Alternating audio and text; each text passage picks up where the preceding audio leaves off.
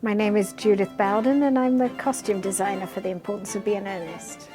I knew that if I was doing something working with Alistair that he'd have a very particular, precise concept that he was interested in exploring, and particularly a visual concept. This production is color-coded, and so each act has a color that represents something specific and is carried through everybody's costumes.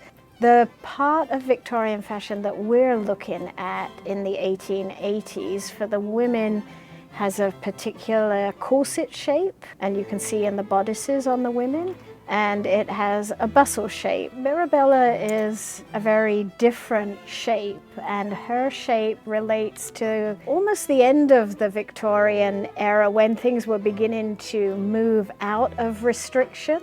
And so her dress is particularly aligned with the aesthetic movement. And so the look of her clothing is less constrained. The fabrics are softer and more flowing. James's looks are a heightened version of a frock coat and a double-breasted waistcoat. And so what we've done is overfit those a little bit so that they're really nipped in at the waist. Alistair and I both have a love for Dior and Alexander McQueen, to be specific.